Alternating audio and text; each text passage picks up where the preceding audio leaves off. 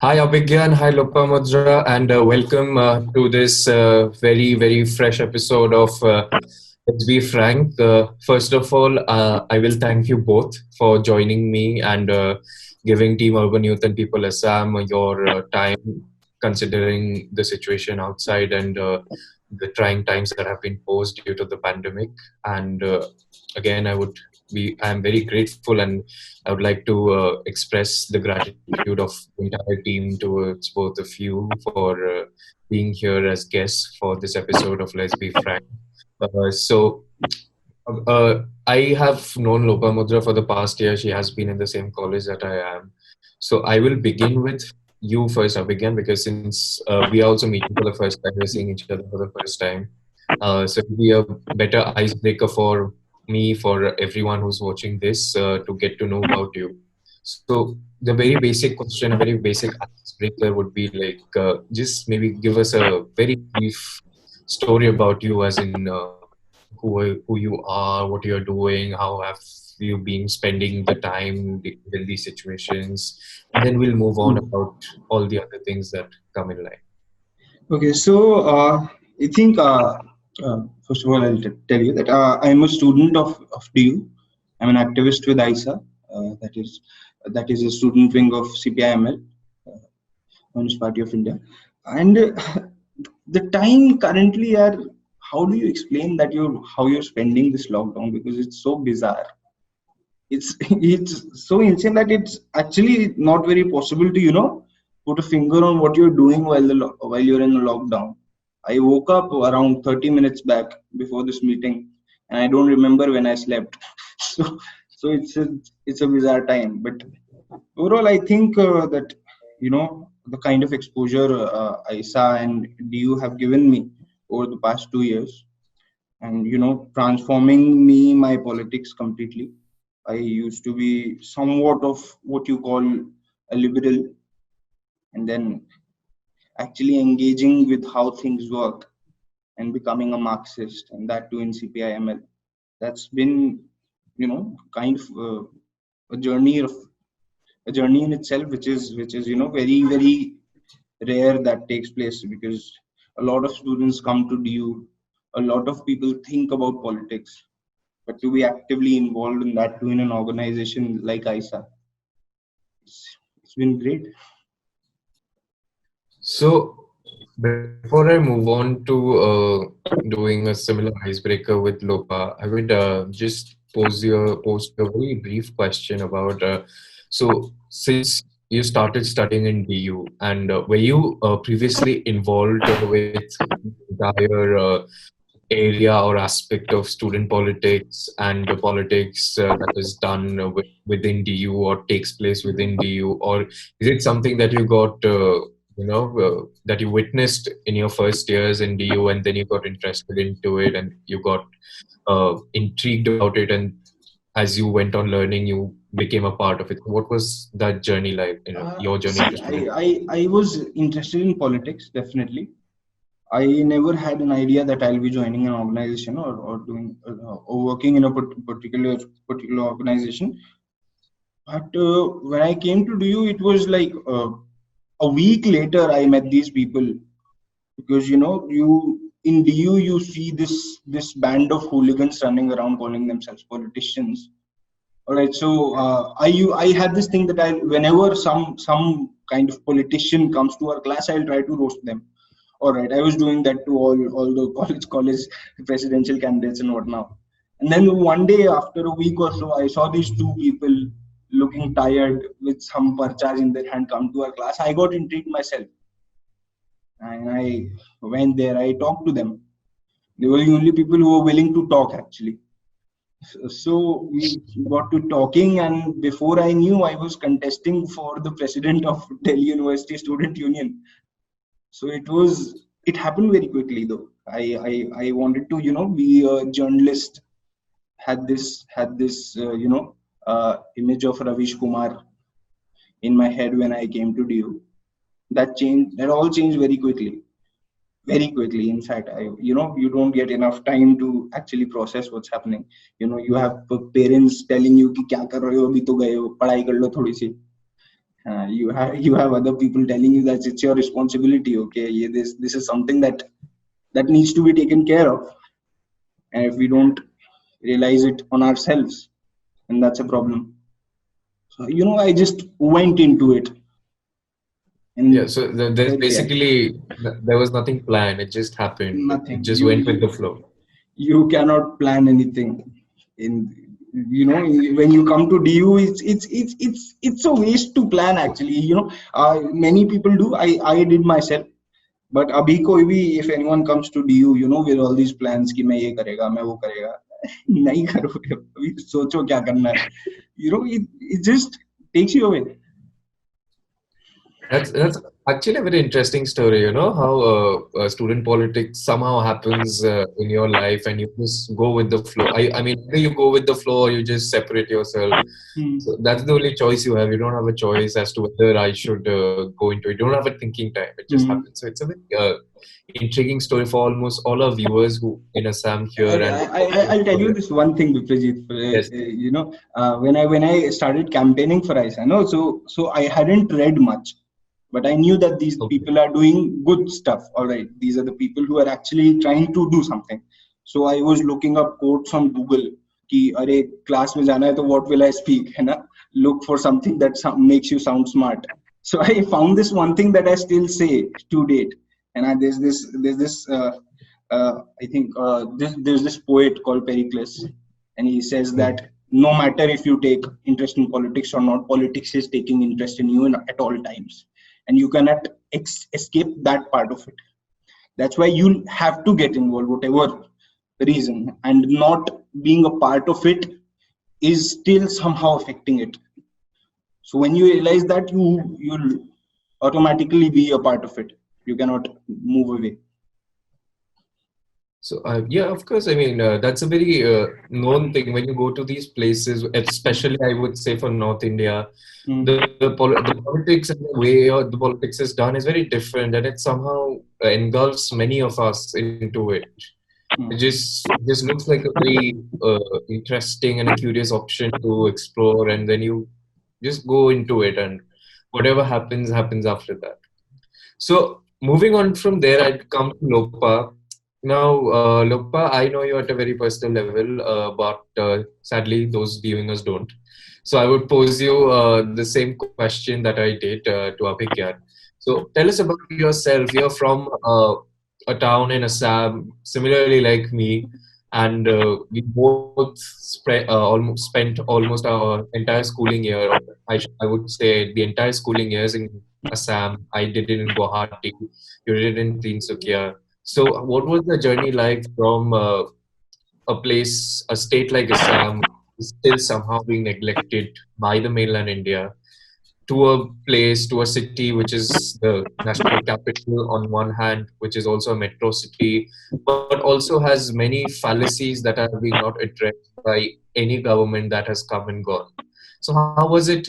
How was the journey like for you to adjust, for you to become acclimatized with the entire city and the student and the education environment there? So, take us through that journey. Yeah, so hi. I come from Tinsukia, which is a place in Upper Assam. So basically, it is that part of Assam. Whenever you talk about Assam, probably it is that part of Assam which usually don't, comes into the highlighted positions. You come from Guwahati. Guwahati has got a different exposure to it. Like everyone knows what like some places like Guwahati is one of them. The like the cosmopolitan place of Assam. But basically, when someone talks about Tinsukia, most of the people I met in Delhi or even outside Delhi, they haven't heard the name Tinsukia. So when I came to Delhi, first of all, so I didn't have like any plans of like Abhigyan said, no one plans to come to Delhi University and join politics there, right? So when I first came to Delhi, I guess I met two people on my very first week. Uh, they were like Comrade Devashish and Comrade Shreya. So basically, what happened that I always had, an inclination towards the leftist politics because that is something that I've seen in even in Assam, like Assam or the northeastern states have always had a progressive outlook towards whatever the situations are, whatever the conditions are. You will still not find people blindly supporting right wing politics or BJP. So that was always there. But when I first went to DU, I met these two people which still leave like a very important mark in my life, and that is and that is how I got involved in ISA. Not just a political background. I was not just given a political grooming, but also those were the people who made me feel at home. Because it is often said that I even hear my friends from Northeast say today that they feel ignored and they feel, neglected in mainland India. And I would say that their experience can be negated in one breath. But thanks to the people of All India Students Association, that I was made to feel like I'm at home. I was made to feel that I was one of them, and that is what the concept of comradeship talks about, and that is what I was, taught. I didn't say taught, but that is how I was like. I know I grew up in ISA as an activist, probably as a as a leftist. So yes, that was it. So before I move on to talking about ISA and talking about student politics and everything, in India currently, the politically left are seen from a very narrow perspective, are seen from a very narrowly orchestrated mindset that there is only one politically left which only does protests, which only speaks up against everything that the current government is doing. But being with you, talking to you, you have told me about that even within the left there are subdivisions and there are different ideologies, there are different mindsets, there are different sects that exist under the umbrella of political left.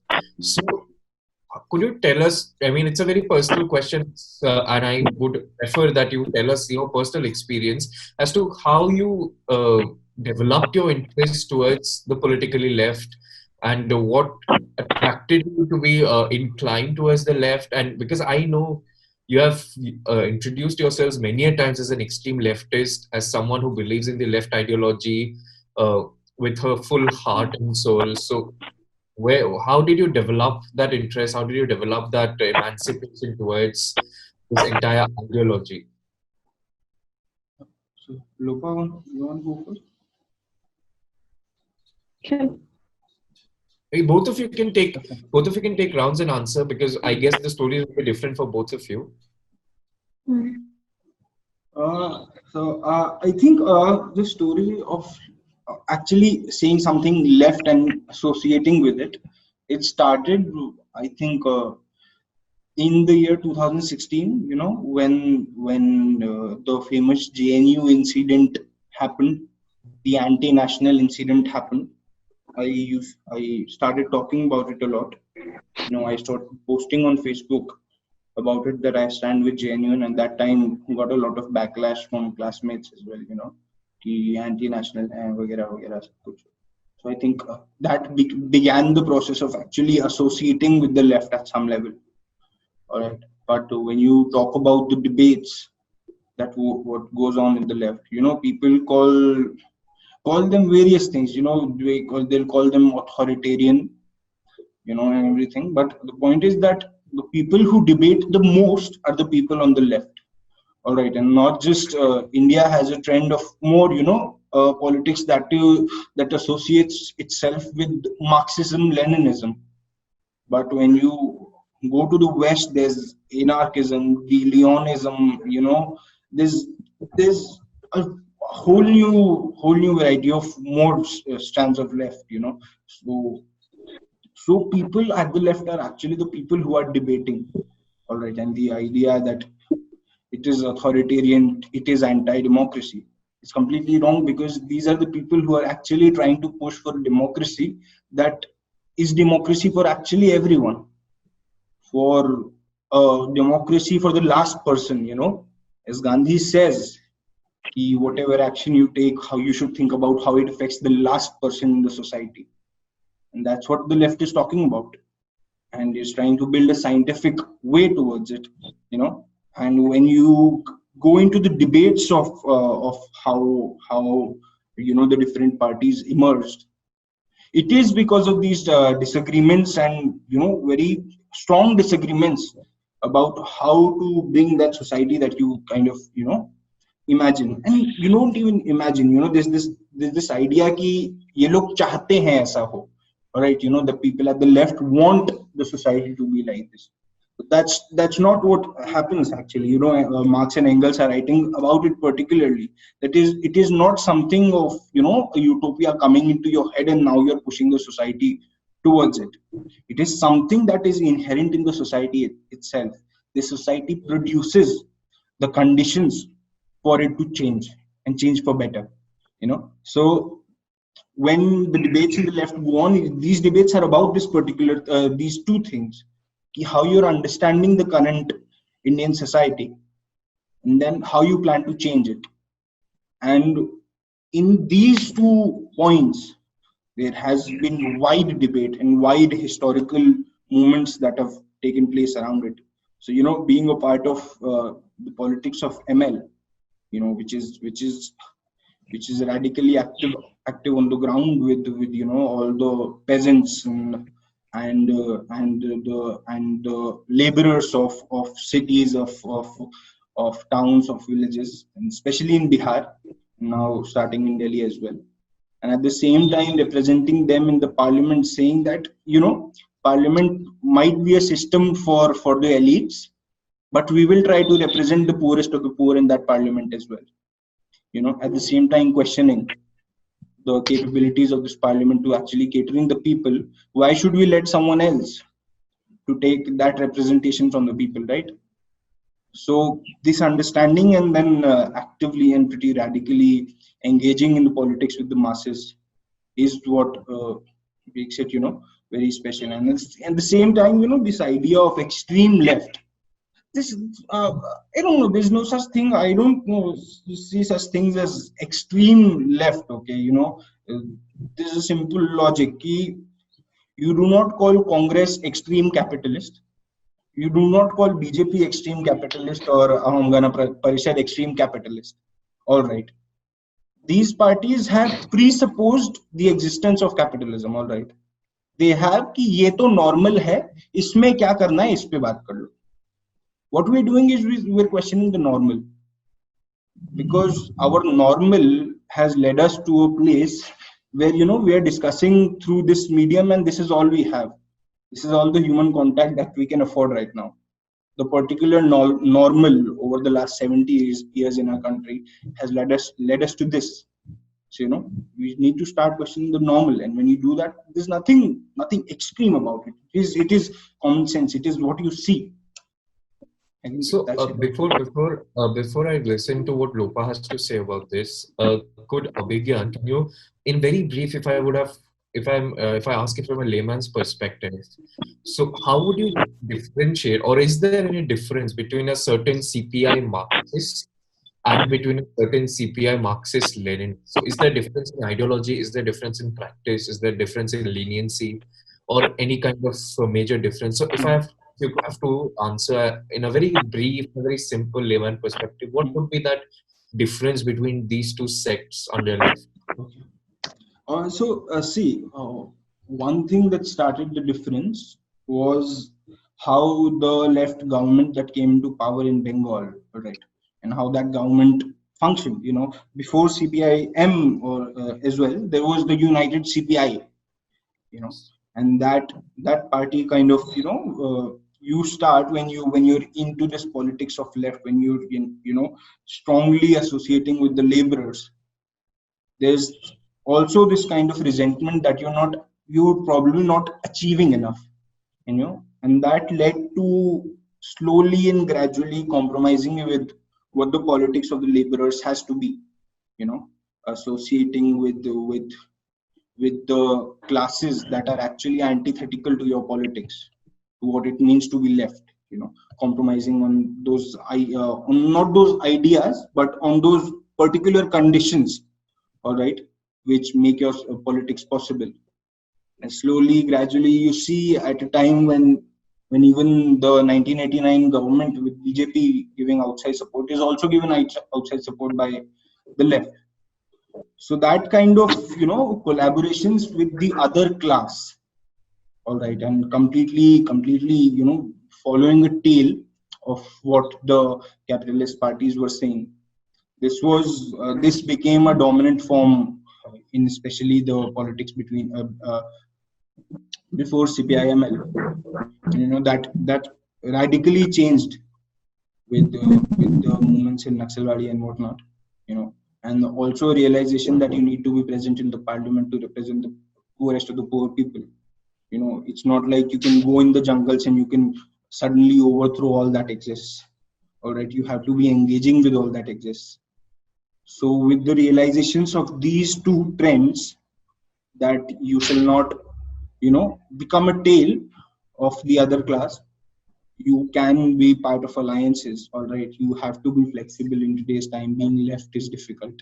It is very difficult. All right, it is difficult from the brutal state oppression, outright oppression, outright witch hunting of communists, the kind of McCarthyism that is coming back into our country, and from internal points as well. You have this big existential crisis, when you see things are not happening, but also that same crisis has to keep you going. So these two differences, that you cannot alienate yourself, but at the same time you cannot become a tail of someone else. All right, and these two realizations formed the genesis of what CPIML has come to do in the recent times.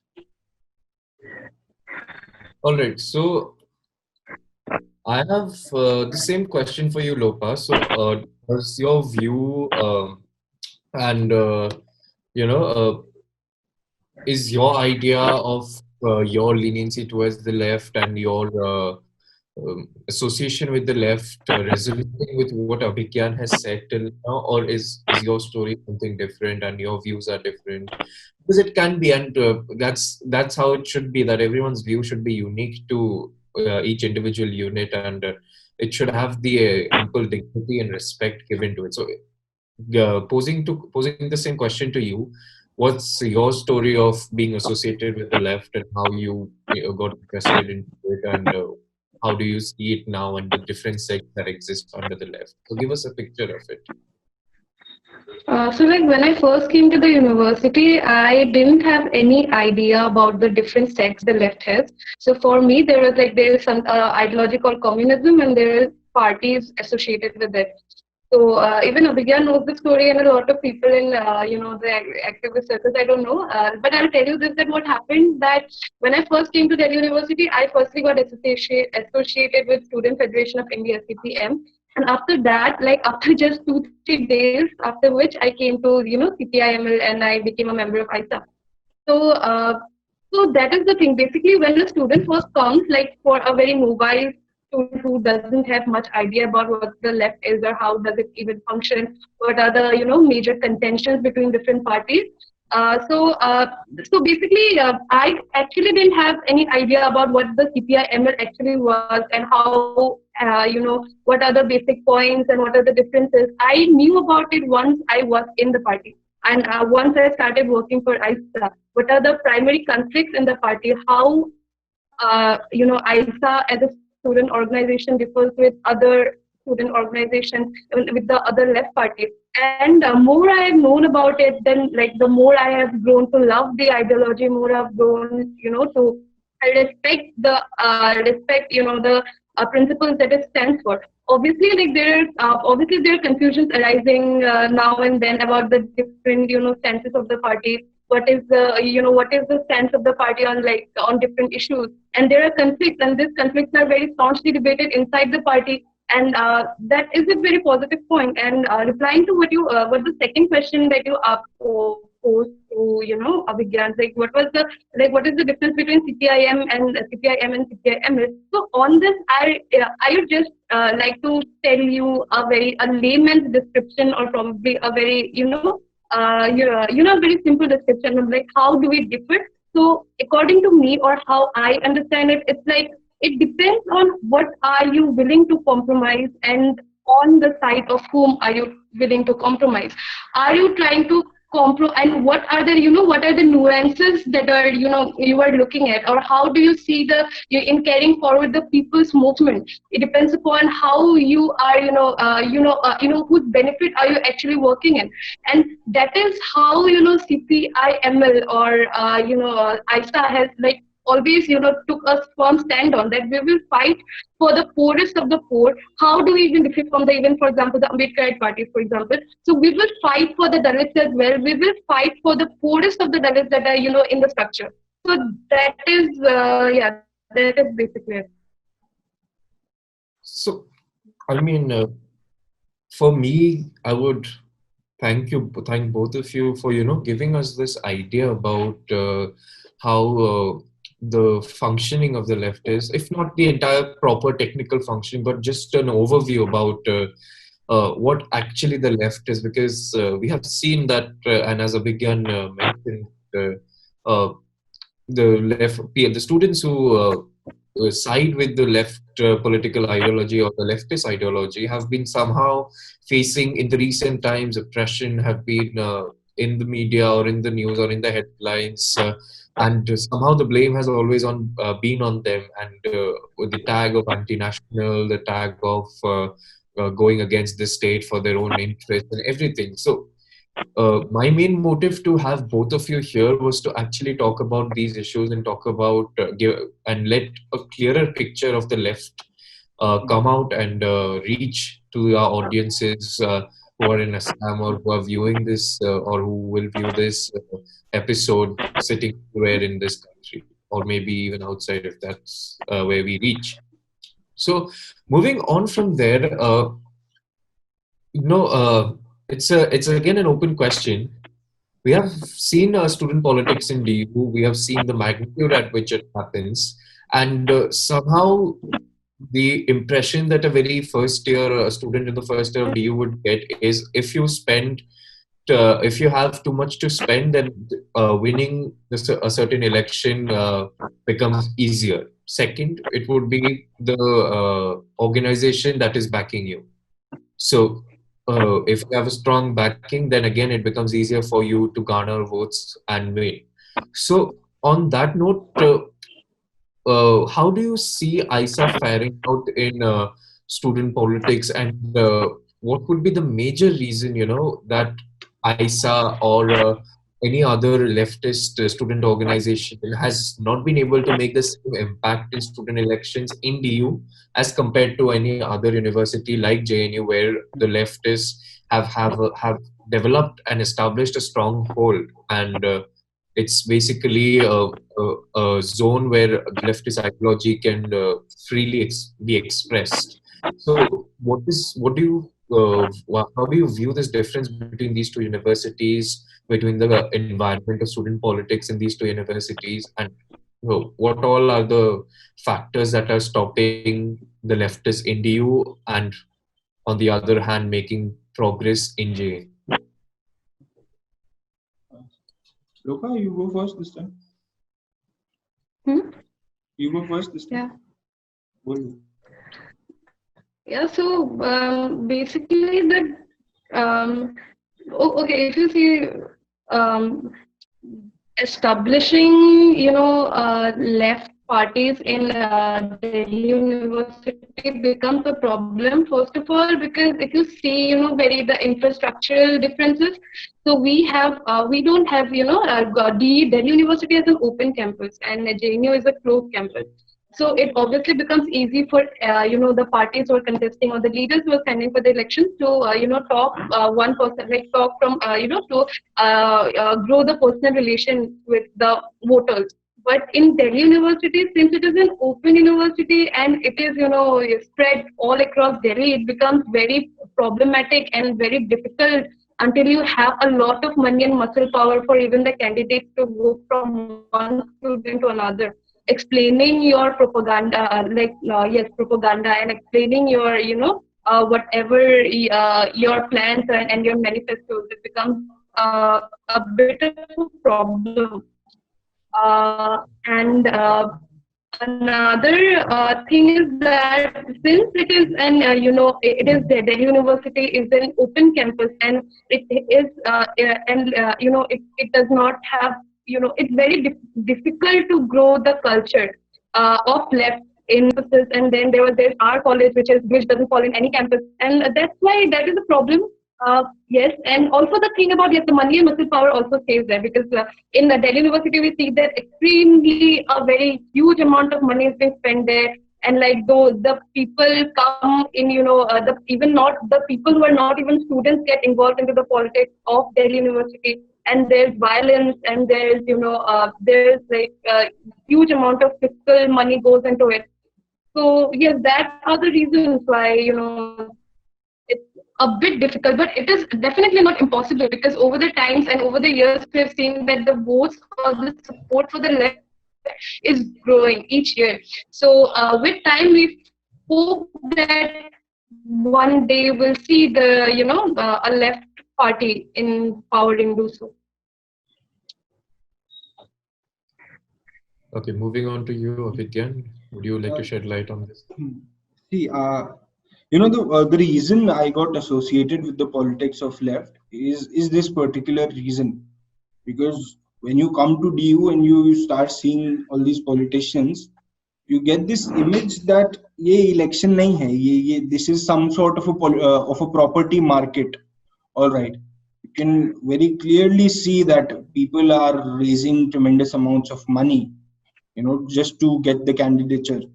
I remember this instance when one of the when one of the leaders of ABVP, I won't call him a leader actually, one of the bosses of ABVP, came into our college with garlands, sitting on the shoulder of two other very very muscular men, and throwing around their cards everywhere with their name, and especially their surname. All right, the surname is important there.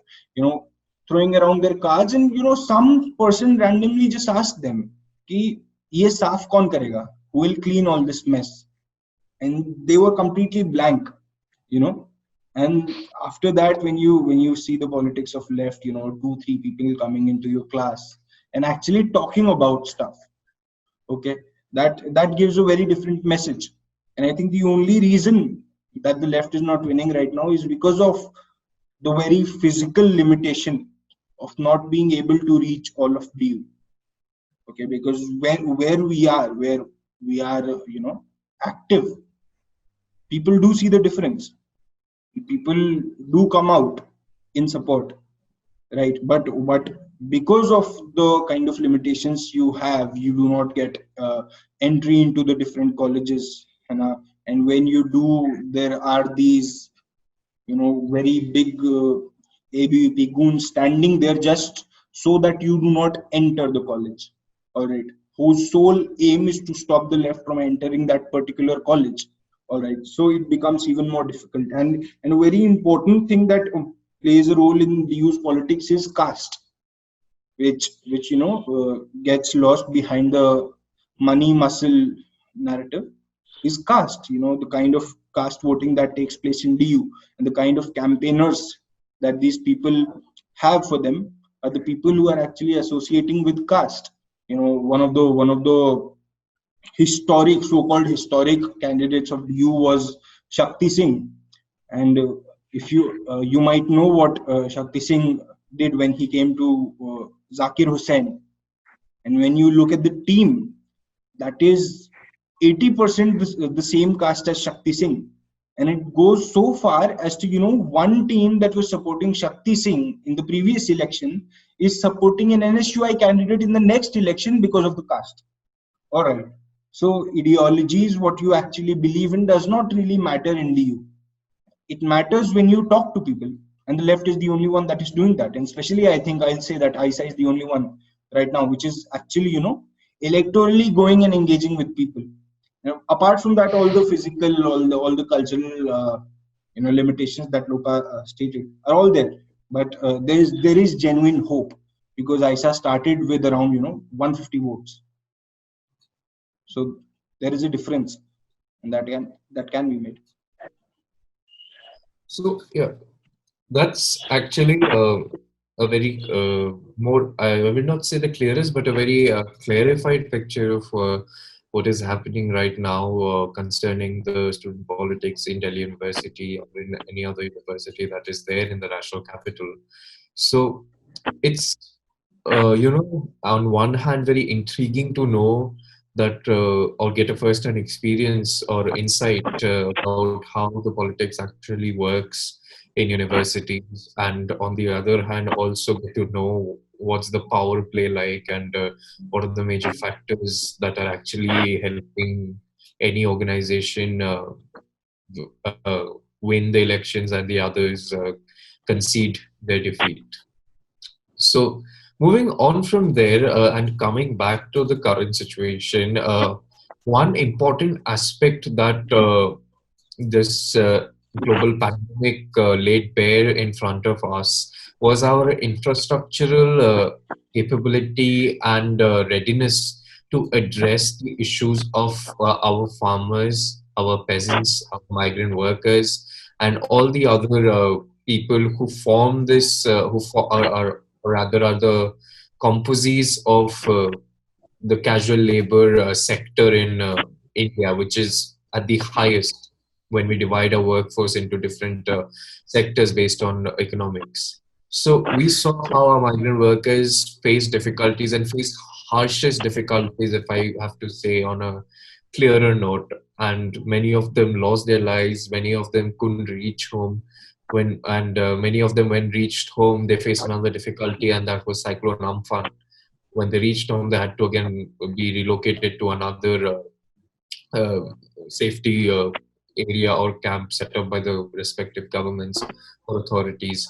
So, as being from the left and being from an ideology that has always highly valued the dignity and the contribution that laborers or labor as a whole makes to the development and success of a certain country or of a certain politically defined territory, how do you evaluate the entire situation that was posed or that we witnessed during the primary corona virus pandemic times, and where do you see that the entire authorities or the entire mechanism lacked, and what could have been done? And as per you, I'm not asking a political view, but as per you as a citizen of India, as someone who respects and respects the dignity of labor, so what's your stand on this entire issue? This is an open question again to both of you.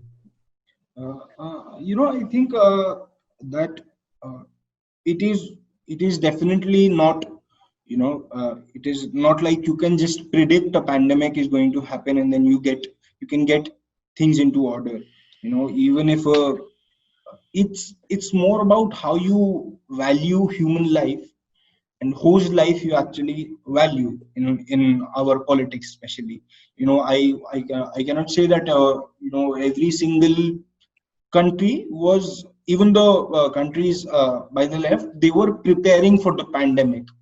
All right, there is a general love and general appreciation and general value towards what human life should be. It should be a life of dignity. All right, it should be a life of respect, and all your material needs are taken care of. And so you have time of doing a number of things. You can actually be creative in the space. So the response the governments that are socialist governments have had is very different from what the fascist governments have had. We can look at the data very clearly. America, Brazil, and India being in the top three, all three being ruled by a right wing mascot. All right, and at the same time, countries like Vietnam, countries like Cuba, countries like New Zealand, which is also run by a representative of the Labour Party. So all these countries actually doing very well. It is not because they had some great sense of disaster management. All right, it is not like they just quickly put all the equipment into place. It is their general politics to believe in humans. All right, to cater to humans. And when you create conditions for that, when you create conditions that human life shall be a dignified life, you keep it in place, the education, you keep in place healthcare. And when you do, you see how Cuba is not just curing their own patients, they're sending doctors away to help other countries.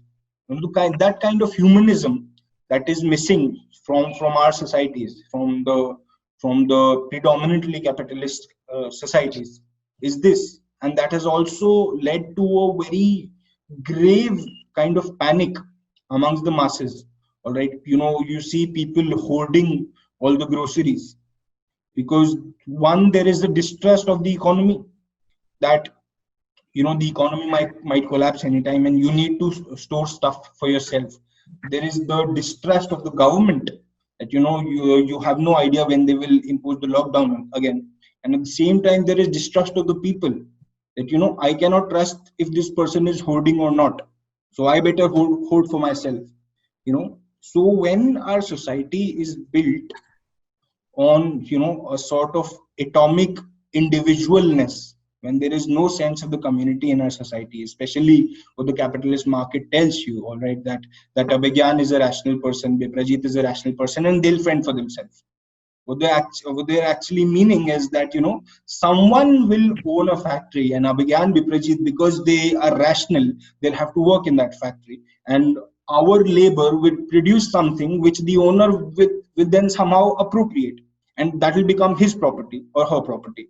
you know and from there it leads to a system where a vast majority, being rational people, is fending for life here and there, and some people who have appropriated all of that labor, all of that value, are still at comfort.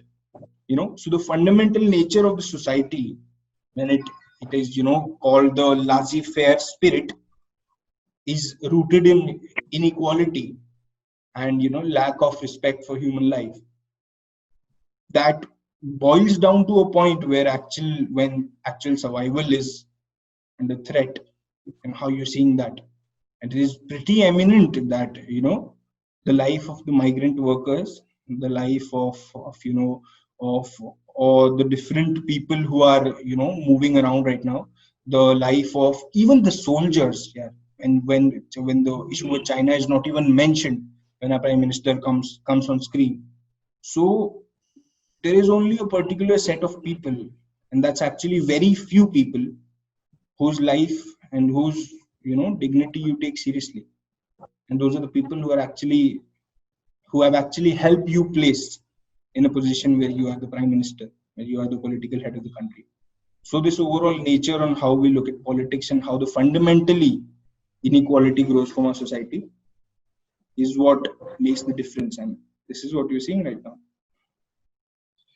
Okay. So, again, there are many things that are yet to be discussed, but then sadly, we also have to abide by our time constraints, and we know we can't take a lot of time of yours also, given the situation that we are in, given the trying times that we are in. But again, I'm very grateful for both of you being here, giving us the time and giving us so much insight into various topics and into various aspects of today's life and today's left-wing ideology, ground reality about Baghjan, ground reality about the Land Ordinance Act that was passed, that are favoring the private establishment of MSMEs in Assam, and all other such similar things. And to be very honest, I have learned a lot about what the left is, what the entire ideology is about, and how there is a very evident misconception about uh, the entire left wing and all the other subdivisions included under it